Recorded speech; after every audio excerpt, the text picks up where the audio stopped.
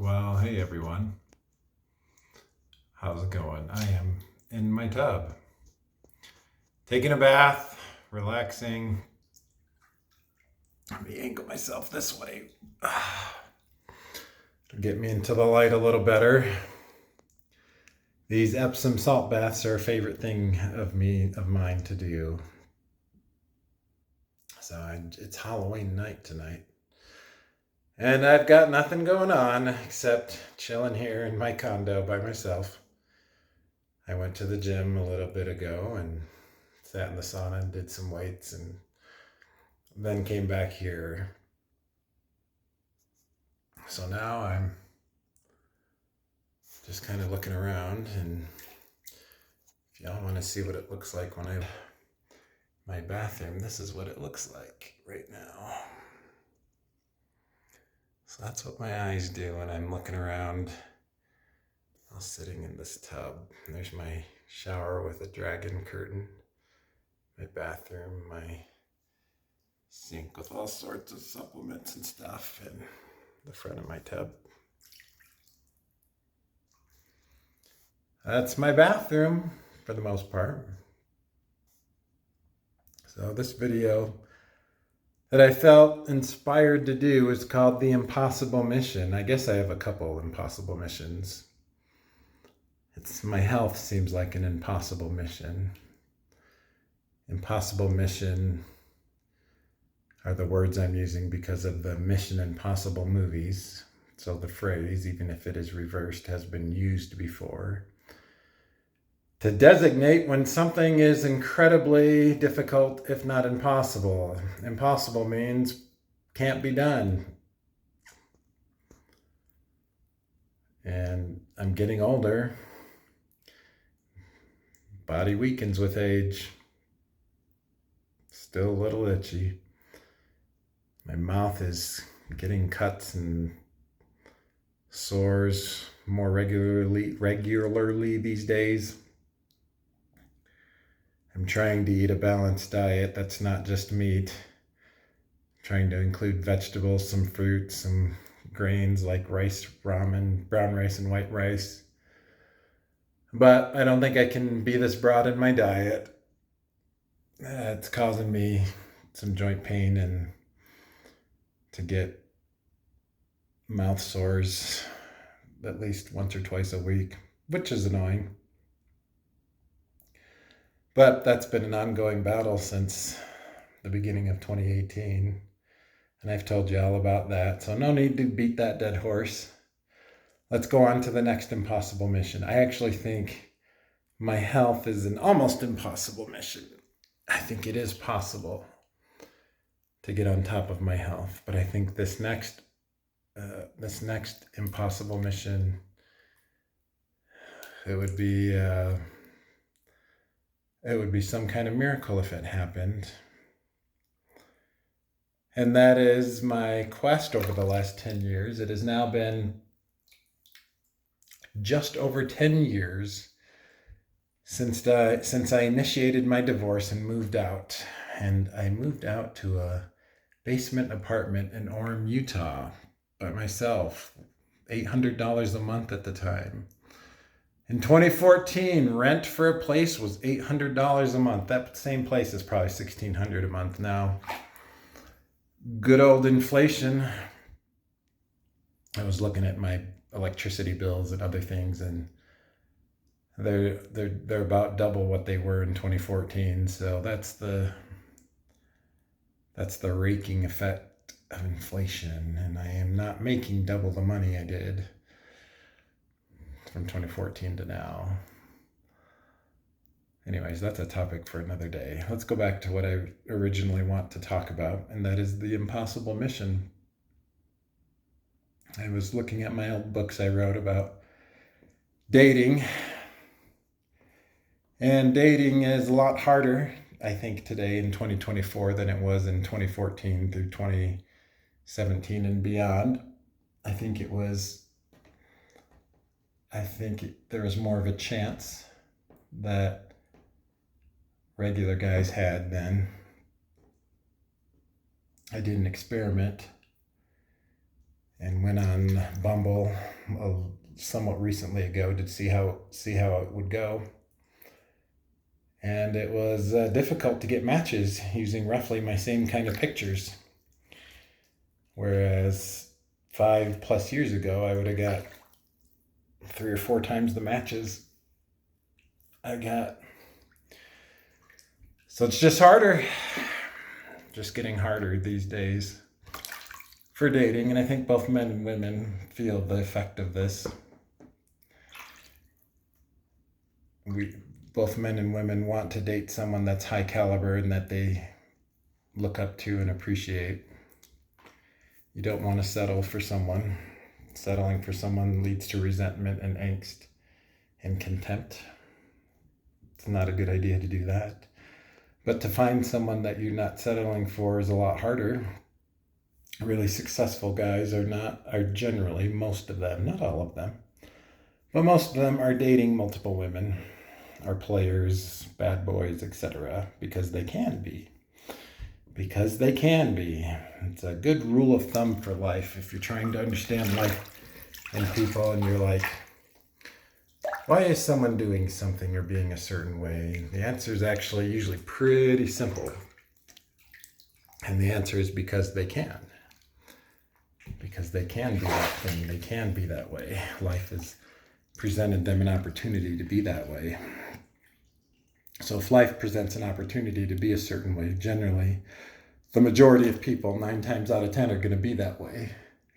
You have to be a very conscious human being to make a choice truly that you want to make that isn't just taking advantage of what life's giving you. So someone who's a famous, rich, good-looking guy who settles down to marry one woman and stays faithful, that has to be a conscious choice by that man. That man is making a conscious choice when that kind of man can get multiple women in today's day and age. And it's not just today's day and age. It's been the way things have been for a while. One moment while I take a drink.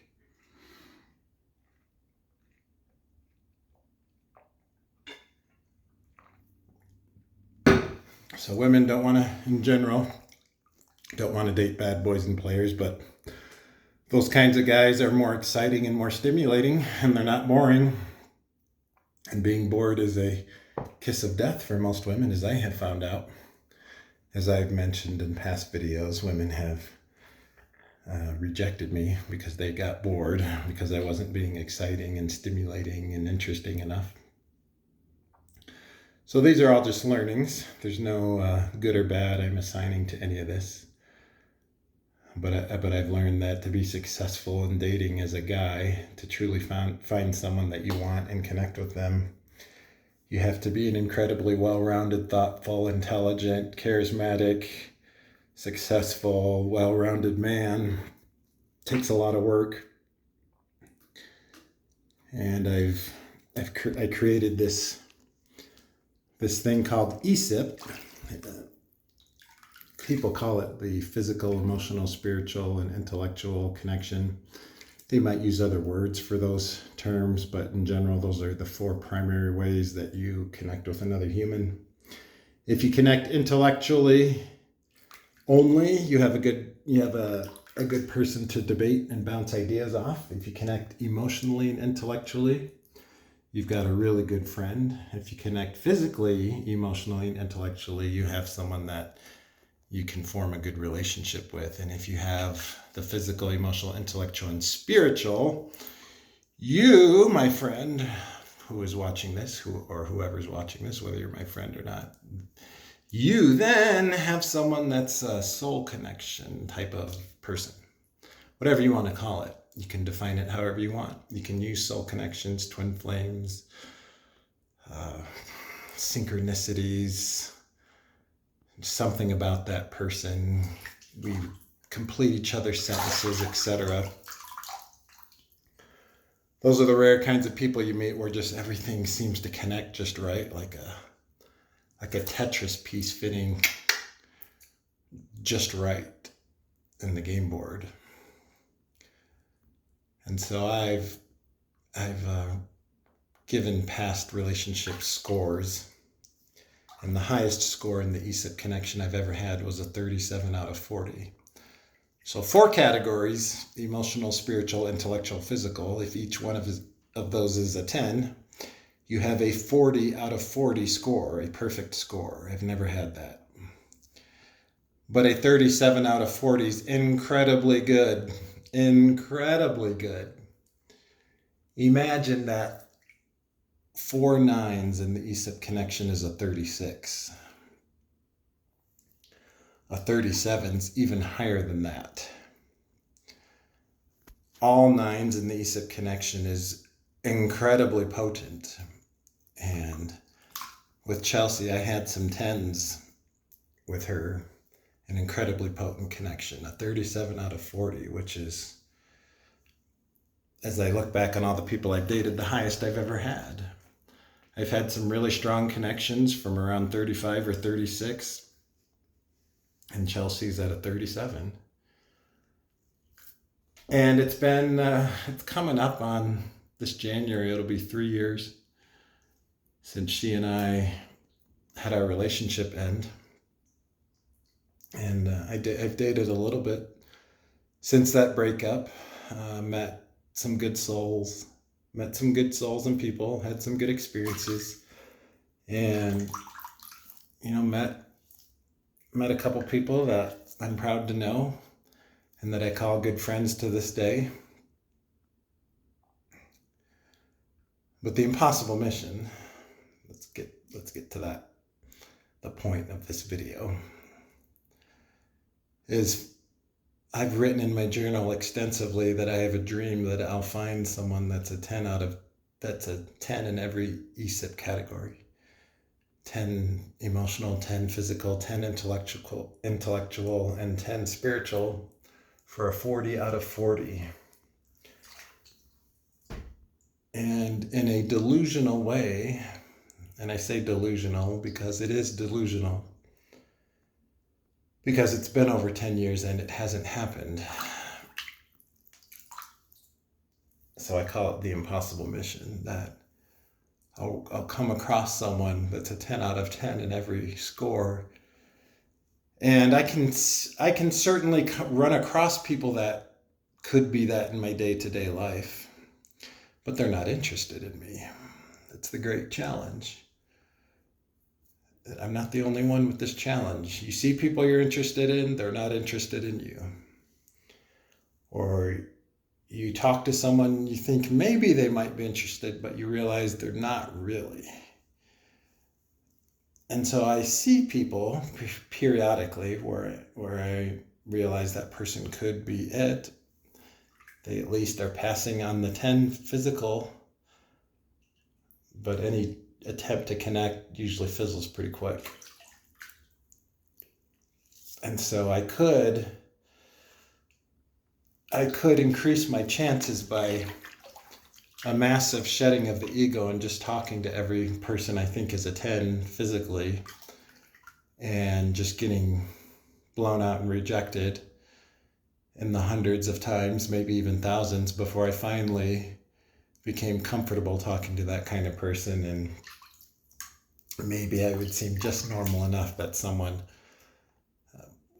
I could form a connection with someone like that.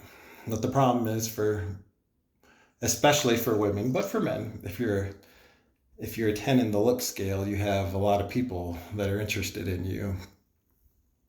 And looks aren't everything, that's for sure. They are not everything, but being attracted to the person that you want to connect with is a must.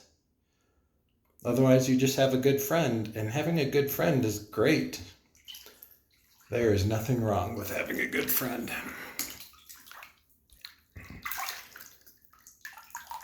Good friends are hard to find in this life. I'm going to switch hands. But for me,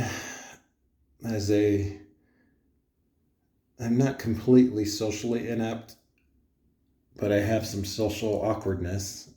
I'll give you an example. I don't know if I've told this story or not, but I was at the gym a little while ago, and I went up to someone that I thought was gorgeous. And I went up to her, And she was walking pretty fast, so I tried to walk in front of her.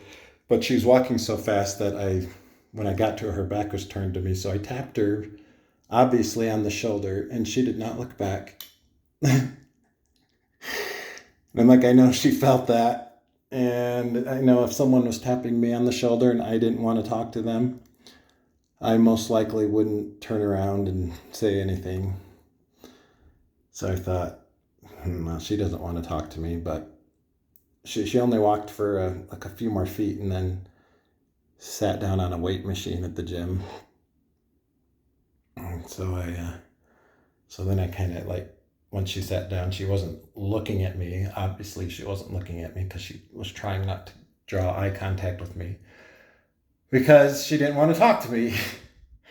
But me, wanting to feel proud of myself that I made the effort to get her attention, disregarded this social cue. So I like bent down and said, "Hey," and she looked startled, and I don't know if her being startled was genuine. I don't think it was. I think it was her way to make it seem like she was startled. So she didn't. She didn't obviously show that she was trying to avoid me. Oh, this is a cringe story, right? It's a cringe story, but I don't care. It's just hard to do. No one's doing this at the gym or in other places because it's hard. It's difficult, and anyone who's really good at it is either a psychopath or they've just found a way to push through their awkwardness to the point it's easy. They've become a master at it. And I've been at it for 10 years and I still haven't. So generally when I go up to a woman I'm really attracted to, I don't know what to say. I feel awkward. I'm stumbling over my words. And so I just said, "How's it going?" And after she was startled, she just kind of said, "Oh, hi." I said, "Sorry for startling you. I just wanted to know what your name was." She said, "Kim," I think was what she said. And then I said, "Well, how's it going? How's your workout going?" And I tried to make kind of casual conversation. So after she told me it's fine, I froze in awkwardness and I said to her, "I'm speechless." Just right to her face. And then I said, "I don't know what to say to you." So on the one hand, I was super awkward. But on the other hand, I said exactly what was going on with me. I was completely transparent, something I've had a hard time being around people I find incredibly good looking. And she said, "You don't need to be." And I stood there frozen like a popsicle. And she said, "Well, I have a good day." And I was like, "Okay, see ya." And I walked away. So it would have been very easy to get discouraged after that. And I recognized the situation for the truth that was in it. There were multiple truths in the situation. Neither are good or bad. They're just the truth. One is I don't know how to talk to people I'm super attracted to very easily. I just don't. I get awkward and don't know what to say, and I get in my head. Number two, that woman noticed me, most likely noticed me approaching her and didn't want to talk to me for whatever the reason was. Probably she knew I would be awkward, is my guess. And so, but I was persistent and I said hi to her and I had a short conversation and it was awkward. And that's truth number two. And truth number three is I was completely authentic in who I was and how in my state of being. So I was completely transparent in that I said, "I'm speechless. I don't know what to say to you." And it took some level of childlike humility to be able to do that because it was basically falling on the sword, metaphorically speaking. It was basically saying, not directly, but you're someone that I can't connect with because you're out of my league. I was saying that, but I was doing it in a truthful, I was doing it with the truth and not deflecting it by saying that, even though that was a factual statement. And yes, with a proper mindset, no one's out of my league if somehow I could adopt the right mindset. I'm aware of that. But I am the way I am. And I can't just rip out part of my brain and change it. I've been working on being more confident, and to me, confidence is being able to express my truth authentically and vulnerably, exactly as I am, in my exact state of being. To me, that's confidence. Certainly confidence comes through practice and experience and understanding and knowing situations. That's also very true. The ability to predict and read situations and know what's going on, that's also confidence. So there's several kinds of confidence. The confidence to know what to do, but then the confidence to be able to express yourself exactly as you are. I think that is a special kind of confidence, and I'm more interested in that kind of confidence when I interact with a woman, especially one that I'm super attracted to, because the women that I end up dating or talking to that I'm not as attracted to and I'm able to be myself with, I'm doing the same thing with those women. I'm just doing it because I'm not worried. I'm not in my head or nervous. So I guess it's been a quest of mine to see if I can somehow get to a point I'm not nervous or in my head around the women I find super attractive. And I know those women have legions of guys talking to them, and I know that I'll never be their top choice.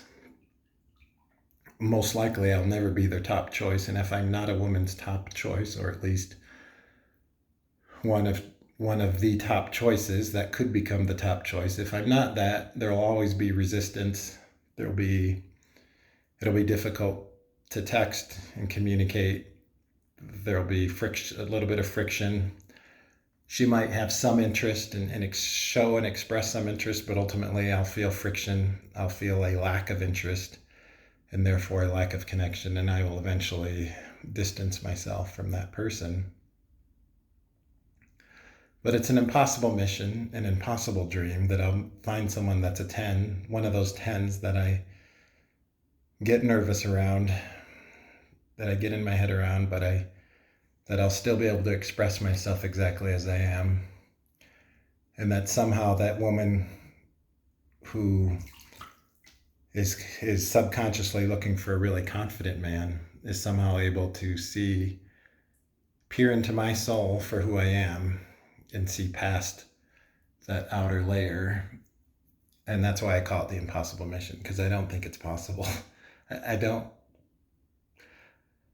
can't say it's a 0% chance, but I say it's a low chance, because that kind of woman has the earth as her options. There'll be a guy smarter, younger, richer, funnier, more charismatic, more interesting than I am that she has access to. It's just the statistical odds of humans. And I don't judge those odds. I just say, I think that's the truth. I think that's the facts. And it's okay. So this is my current perception of reality, and I call it my perception of reality because there's guys out there having success and meeting people, the woman of their dreams, or a woman meeting the man of their dreams. Even if it's not common, it's still happening in today's world. And I think it's in today's world, it's more important than ever. This world is moving away from the nuclear family, the mother and father with children type of family, and the world needs that for the human race to just continue on and continue to exist. It's the best structure that I've seen to make humanity work, is the nuclear family, the mother, the father that are there with their children. And who am I to talk? I got divorced just over 10 years ago. So, who am I to say that the nuclear family is the unit of life? But it is. It's what makes the world go around and stabilizes it. A strong, healthy relationship between a mother and a father of children, where the man is is a well-rounded man, strong and powerful man, but also very thoughtful and kind, blending the both worlds of strength and kindness. I think a man needs both, needs to wield both. Where a woman looks up to that man as her king, I think that's also necessary. If a woman does not see you as a king, at least any woman who did not see me as her king, things had friction. There was resistance. There was difficulties. I could feel it. I could just sense it. It was hard to get replies back to messages. All the things that point to any kind of resistance in a situation just means you are not the one, the top dog, the king for her. And the same thing if you as a woman aren't getting reliable responses from a man, then you aren't the one, that you just aren't the one for that man, and that's okay. So this is the impossible mission. Welcome to the impossible mission. And what am I doing to try to make this impossible mission possible? Well, it's been difficult. It's been difficult. Largely because of my health and my awkwardness and my inability to be myself around those women that I find the most attractive. Fortunately, I don't need someone to be a 10 to want to date them or be in a relationship with them. I just find that the kind of like, what is the ultimate challenge for me? And it's that, or the ultimate path of growth is for me to be able to be myself around those kinds of women. Yep. So what about you all here on 27 minutes? By the way, if you've made it to 27 minutes all the way through, high five. Nice job. You are a true watcher of my channel, and I thank you. You're one of the true like OG fans, or whatever you want to call it, to be able to watch this long. If you made it this far, then the secret phrase to post in a comment is impossible mission. You can put it in quotes if you want, impossible mission. And if you have an impossible mission that you are undertaking in your life, I've shared 2 of mine, my health and my 10 out of 10 in every ESIP category, a 40 out of 40 total connection. But what's some impossible missions for you? Things that you are struggling with that you can't seem to break through, that just linger, that are just your kryptonite. We all have our thing, and I've told you mine, but I think every human has their thing that's difficult for them. So I'd be curious if you are willing to share what your impossible mission is for your life. And I'm still a little itchy. The curse is not gone. It's like day 120 now. Oh boy. But anyhow, I appreciate y'all watching. This has been a good video. I've been detoxing and sweating while I talk to y'all, so I'm multitasking. Oh yeah, multitasking up in here. So thanks so much for watching. Y'all are appreciated so very much, with much love, with much gratitude, and with much appreciation for the allowance to be able to speak truthfully, authentically, and vulnerably here on my channel. The things which I think every human should learn to do in order to open themselves up to who they are and what you're feeling, so you don't bottle things up and let that stress build up in your body. With all my love and gratitude, namaste. I'll see you in the next video.